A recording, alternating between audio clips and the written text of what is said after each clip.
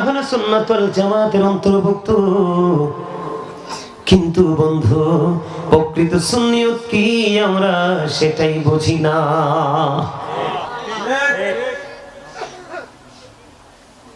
কোনটাকে বলে সুন্নি জামাত, এটা আমরা যদি বুঝতাম রে, আজকে এই কাঞ্চননগর নদী বাজারের মানুষগুলোর মধ্যে উপচে পড়া ভিড় থাকতো বন্ধু, কম্পিটিশন থাকতো, মাহফিলের প্যান্ডেলটা আমাদের তুলনায় ছোট হয়ে গেছে।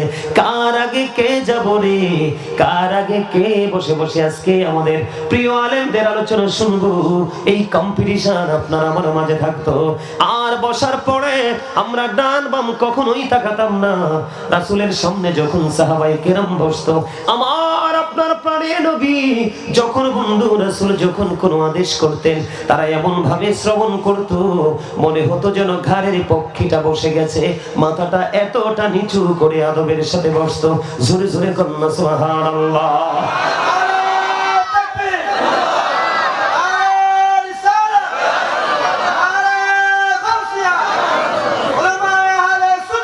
জিন্দাবাদ জিন্দাবাদ। বন্ধুরে আমার, এর মধ্যে সবচেয়ে বড় ভয়ঙ্কর একটা জায়গা হলো সূরা আনকাবুতের মধ্যে আল্লাহ রাব্বুল আলামিন বলে দিয়েছেন, ইন্নাস সালাতা তানহা আনিল ফাহশাই ওয়াল মুনকার। আল্লাহ রাব্বুল আলামিন বলেছেন, নামাজ মানুষকে খারাপ কাজ থেকে বাঁচিয়ে রাখে, নামাজ মানুষকে অশ্লীল কাজ থেকে বাঁচিয়ে রাখে, নামাজ মানুষকে ফাহিশা কাজ থেকে বিরত রাখে। ও বন্ধু, তুমি নামাজ পড়লা ঠিক, মিথ্যা ছাড়তে পারলা না। তুমি নামাজ পড়লা ঠিক, সুদ ছাড়তে পারলা না। নামাজ পড়লা ঠিক, দোকানে মানুষের বদনাম ছাড়তে পারলা না। আমার বুঝে আসে না তুমি কোন নামাজি। আমার চিন্তা হলো ওই জায়গায় আল্লাহ বলেছেন নামাজ মানুষকে খারাপ কাজ থেকে বাঁচিয়ে রাখে। একজন নামাজি পুরুষ এবং মহিলা কেমন করে নামাজ পড়ার পরেও সে অপরাধ করে? কথা বলেন না কেন? জান্নাতের চাবি কি? মিফতাহুল জান্নাতিস সালাহ ওয়া মিফতাহুস সালাতিত তুহুর। জান্নাতের চাবি হলো নামাজ, আর নামাজের চাবি হলো পবিত্রতা। এতে বোঝা যায় তুমি নামাজ পড়ার পরেও যদি অপরাধ করতে যাও রে, বুঝে নিতে হবে তুমি ভালো করে পবিত্র হতে পারোনি, তুমি ভালো করে পবিত্র হতে পারোনি। ইন্নাল্লাহা ইউহিব্বুত তাওয়াবিন ওয়া ইউহিব্বুল মুতাহহিরিন। আমার আল্লাহ বলে দিয়েছে, আল্লাহ রাব্বুল আলামিন ও বন্ধু ওই বান্দাগুলোকে ভালোবাসে রে, যেই বান্দাগুলো তওবা করে এবং পবিত্র থাকে। জোরে বলেন না সুবহানাল্লাহ, আর জোরে বলেন সুবহানাল্লাহ। বন্ধু, দেহ এবং আত্মা যেমন একটা মানুষের মধ্যে দুইটা অপশন, পবিত্রতার ক্ষেত্রেও কিন্তু আপনার দুটোই পবিত্র করতে হবে। অন্তরকেও পবিত্র করতে হবে রে, আপনার দেহটাকেও বন্ধু পবিত্র করতে হবে। কারণ as-salatu mi'rajul mu'minin, নামাজ হলো মুমিনের জন্য মেরাজ। তুমি নামাজ তো পড়লা না, তোমার মালিকের সাথে তুমি দিদার করে নিলা। আরো জোরে জোরে বলুন না সুবহানাল্লাহ। এত মজার খবর ও কাঞ্চননগর নদী বাজারের আমার ভাই, আমার বাবারা, কেমন করে বসে আছো ঘরে রে? এখনো কেমন করে মনটা চায় ঘরে বসে থাকতে। আমি গাজী সুলাইমান আল কাদরি হৃদয় থেকে ভালোবাসা নিয়ে বলছি, বাবা গো, জলদি করে চলে আসো জান্নাতের বাগানে। এই জান্নাতের বাগান হতে পারে রে ওই ফিউচারে তোমার নাজাতের উসিলা। বন্ধু, হৃদয় খুলে শুনুন, এই নামাজ মানুষকে আল্লাহ কোরআনে বলেছেন যেমনি হাদিস শরীফের দিকে নজর দিয়ে দেখলাম বন্ধু। আমি একটু আগে বলেছি বেঈমান কাফেররা পর্যন্ত আপনার আবার নবীকে সত্যবাদী বলেছে, ট্রুথফুল প্রফেট হিসেবে আখ্যায়িত করেছে। কিন্তু এই জামানার উম্মত হওয়ার পরে আমরা নবীকে আপন করে নিতে পারলাম না। যদি আপন করে নিতাম রে, কখনোই কোনোদিন নামাজ ছাড়তাম না। কথা বলেন না কেন? বন্ধু, আল্লাহর হাবিব জানিয়ে দিয়েছে সালাতুল খামস ওয়াল জুমআতু ইলাল জুমআহ ওয়া রমাদানু ইলা রমাদান মুকাফফিরাতুল লিমা বাইনাহুন্না ইযা তুনিবাতিল কাবাইর। আমার রাসূল বলেছেন 5 ওয়াক্ত নামাজ যদি তুমি পড়তে পারো, 5 ওয়াক্ত নামাজের মধ্যে গ্যাপ আছে ফজর থেকে জোহর, জোহর থেকে আসর, আসর থেকে মাগরিব, মাগরিব থেকে ঈশা পর্যন্ত একটা গ্যাপ আছে না নাই? নবীজি বলেছেন সালাতুল খামস 5 ওয়াক্ত নামাজ, ওয়াল জুমআতু ইলাল জুমআহ এক জুমা থেকে আরেক জুমা, ওয়া রমাদানু ইলা রমাদান এক রমজান থেকে আরেক রমজান। আমি পড়ে যাই পড়ে আগেরটা আগে বন্ধু, 5 ওয়াক্ত নামাজের মধ্যে গ্যাপ আছে। আল্লাহর হাবিব বলে দিয়েছেন তুমি 5 ওয়াক্ত নামাজ যদি ঠিকভাবে পড়তে পারো তাহলে ও বন্ধু এই গ্যাপের মধ্যে যে ছোট ছোট গুনাহগুলি হবে ওই 5 ওয়াক্ত নামাজের বিনিময় তোমার ওই ছোট ছোট গুনাহগুলি আমার আল্লাহ মাফ করে দিবে। তার মানে 5 ওয়াক্ত নামাজ যখন তুমি পড়বে রে, ওই 5 ওয়াক্ত নামাজের কারণে গ্যাপের সবগুলো গুনার কাফারা হয়ে যাবে। জোরে জোরে বলুন না সুবহানাল্লাহ। আপনার আমার প্রাণের নবী, দো জাহানের বাদশা নবী, তিনি জানিয়ে দিয়েছেন জুমআতু ইলাল জুমআ এক জুমা থেকে আরেক জুমা। ও কাঞ্চননগর নদী বাজারের আমার ভাই আমার বাবা গো, আমার মা বোনদেরকে ডেকে ডেকে বলছি গো, হৃদয়ের জানালা খুলে শোনো, হৃদয় উজাড় করে শোনো। আমার মনে হয় আজকের ওয়াজের পরে আর কোনোদিন ওয়াজ শোনা লাগবে না, এইটুকুই হেদায়েতের জন্য যথেষ্ট হয়ে যাবে। এত প্রেমময় এই হাদিস বন্ধু। তুমি 5 ওয়াক্ত নামাজ যখন তুমি পড়বে রে, আমার নবীজি জানিয়ে দিয়েছে 5 ওয়াক্ত নামাজের মাধ্যমে যে গ্যাপ আছে এই গ্যাপের গুনাহগুলোর কাফারা হয়ে যাবে। জোরে জোরে বলুন না সুবহানাল্লাহ। আল্লাহর হাবিব সরকারে মদিনা তিনি বলে দিয়েছেন জুমআতু ইলাল জুমআ এক জুমা থেকে আরেক জুমার মাঝখানে যে গ্যাপ আছে বন্ধু দীর্ঘ একটি সপ্তাহ, দিনে রাতে সকাল বিকাল মানুষ কত অন্যায় করে।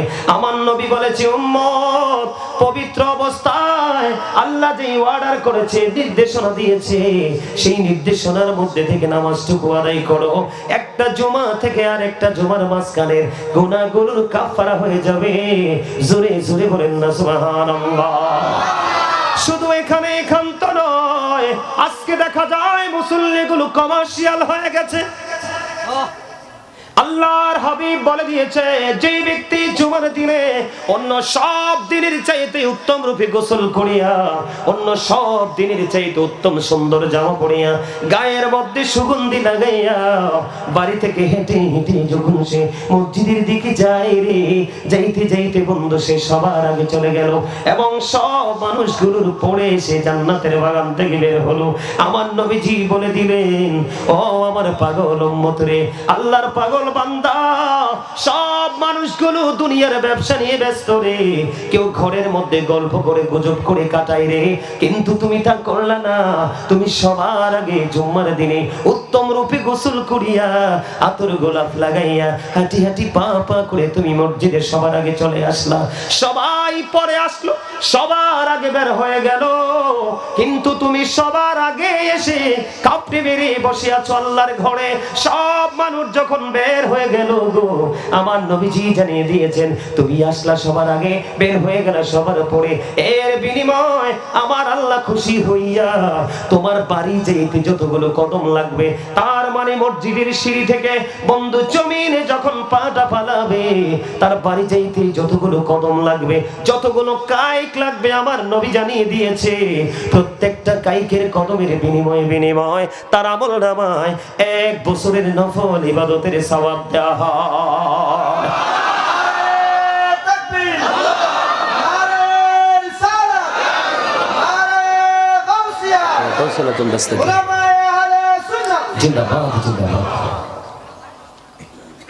ওয়াজ কি বুঝতে পারছেন নি? খেয়াল করছেন? আপনার বাড়ি যাইতে যদি 100টা কদম লাগে, আপনার আমলনামায় 100 বছরের ইবাদতের সওয়াব। আল্লাহু আকবার, জোরে বলুন না।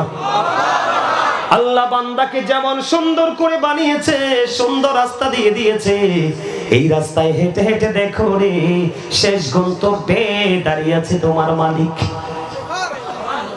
বন্ধু শুধু এখানেই ক্ষান্ত নয়, আপনার আমার প্রাণের নবী আরো জানিয়ে দিয়েছেন, রমাদানু ইলা রমাদান, এক রমজান থেকে আরেক রমজানের মাঝে ও বন্ধু 305 দিনের গ্যাপ। কত দিনের? এক রমজান থেকে আমি ক্লিয়ার করে দিই আপনাদেরকে বিষয়টা। 365 দিনে যদি এক বছর হয়, এই বছরে রমজান মাসে 30 দিন চলে গেল গো। আবার সামনে ফেব্রুয়ারি থেকে আমাদের, মার্চ থেকে আমাদের এই বছরের রোজা শুরু হয়ে যাবে। ওই এবারে রোজার মধ্যে চলে গেল বন্ধু 30টি দিন, 30 60 দিন চলে গেল, আরো 305 দিন বাকি রয়ে গেল। আমার নবী বলে, উম্মত হৃদয় থেকে শোনো রে, প্রেমময় খবরখানা শুনে নাও। তোমার এই 305 দিনের মধ্যে যতগুলো ছোট ছোট গুনাহ করেছো, এই দুই পাশের রোজার বিনিময়, এই বছরের রোজা এবং এর পরের বছরের রোজার বিনিময়, 2 বছরের রোজার বিনিময়, মাঝখানে 305 দিনের গুনার কাফারা হয়ে যায়।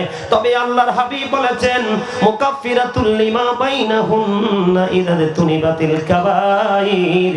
আপনার আমার রাসূল বলে দিয়েছেন বন্ধু, 5 ওয়াক্ত নামাজ এক জুমা থেকে আরেক জুমা, এক রমজান থেকে আরেক রমজানে এইভাবে গুনার কাফারা হয়, ছোট ছোট গুনার কাফারা হয়।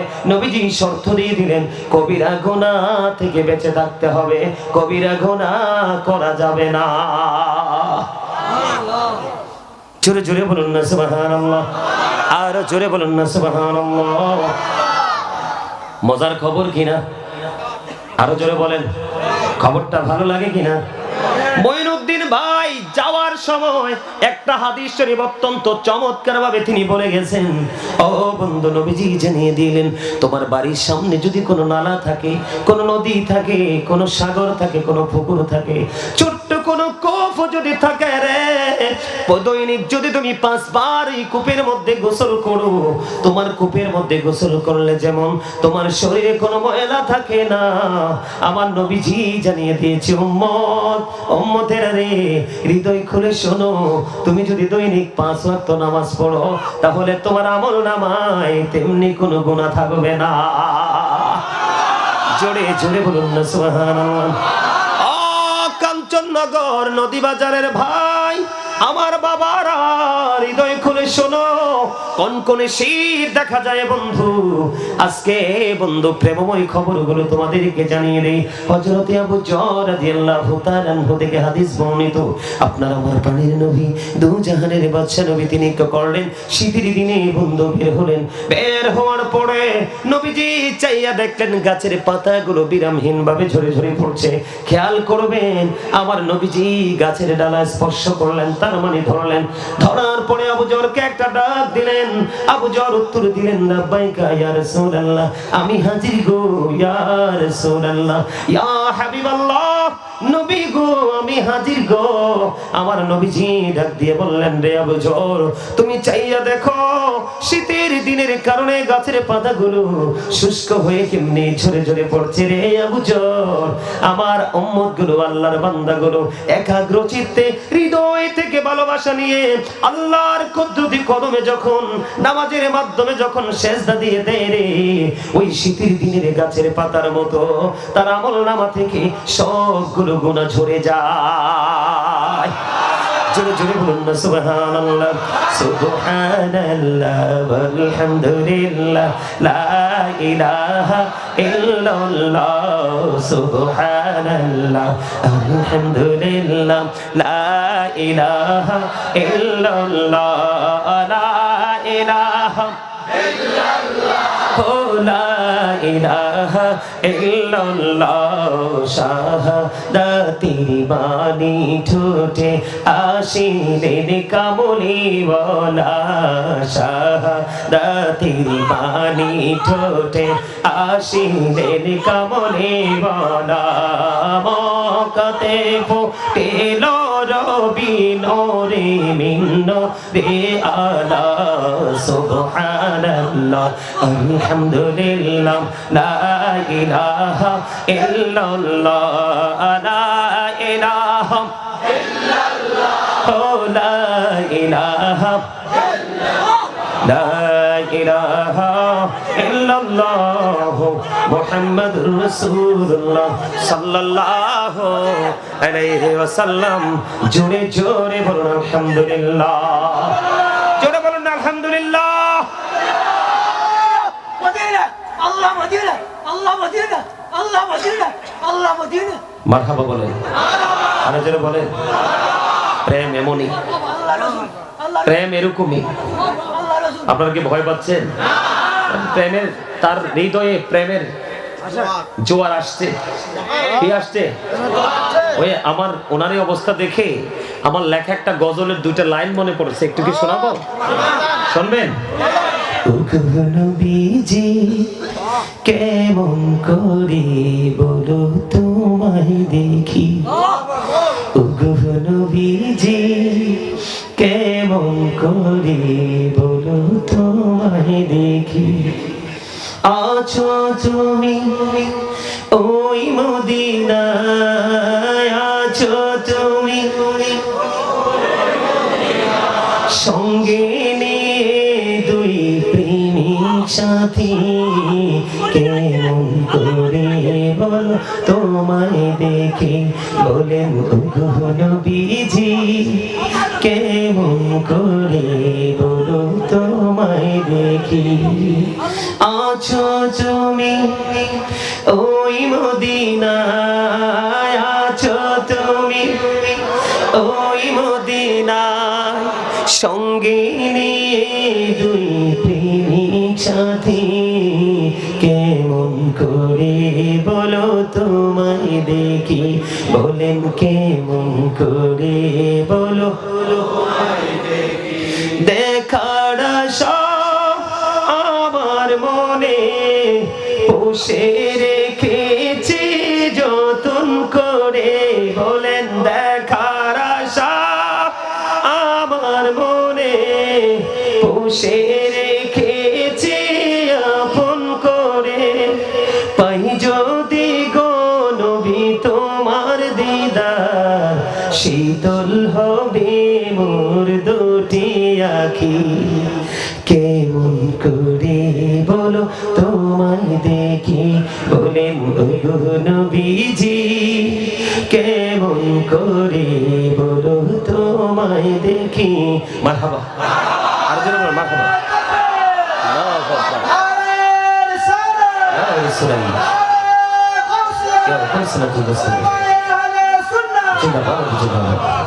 ভালো লাগছে?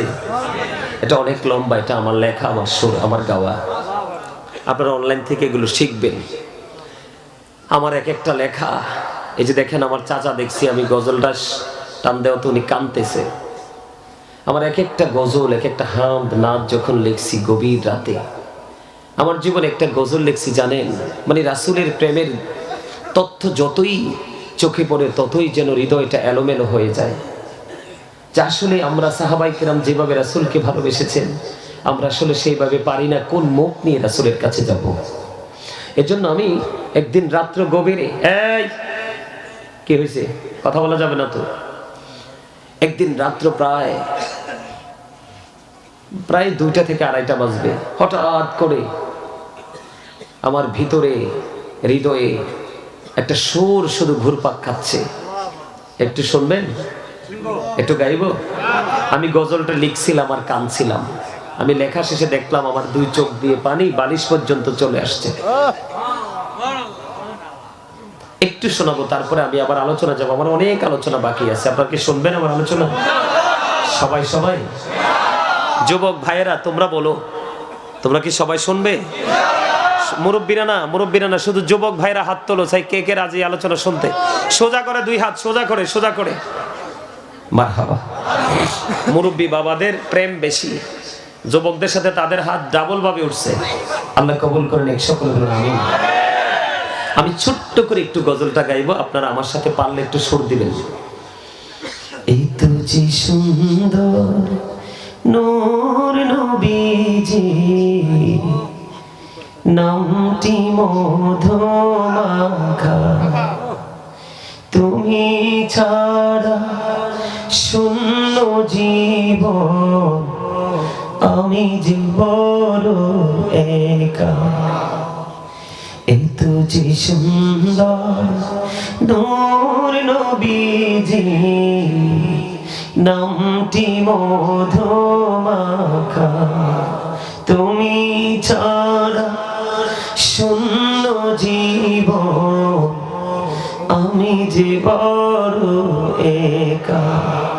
পথে আছি আমি, পথে আছি আমি, কবে দিবা দেখা। এত যে সুন্দর নূর নবীজি, নামটি মধুমাখা, প্রেমিকী ছিলেন হাবশীর বেলাল, চেহারা তার কালো, হৃদয় জোড়ে ছিল গো রাসূল তোমার প্রেমের আলো। বলেন প্রেমিকী ছিলেন হাবশীর বেলাল, চেহারা তার কালো, হৃদয় জোড়ে ছিল গো রাসূল তোমার প্রেমের আলো। নবীর প্রেমের ইতিহাসে এই নামটি আছে লেখা। এই তো যে সুন্দর নূর নবীজি, নামটি মধুমাখা। মারহাবা। কথাগুলো সুন্দর না? এগুলো আপনারা অনলাইন থেকে শুনবেন। আশা করি এমন সময় শুনবেন যেই সময় দুনিয়ার কোনো কাজ থাকবে না। হৃদয় থেকে গভীরভাবে শুনবেন, দেখবেন হৃদয় রাজ্যে প্রেমের একটা ধুলা লাগবে। আল্লাহ আমাদের সবাইকে আল্লাহ রাসূলের প্রেমিক হিসেবে কবুল করে নিক, সকলে বলুন আমিন। বন্ধুরে আমার আপনার প্রাণের নবী জানিয়ে দিলেন, রে আবু যর, শীতের কারণে যেমনি ভাবে গাছের পাতাগুলো শুষ্ক হয়ে ঝরে ঝরে পড়ে রে, আল্লাহর বান্দাগুলো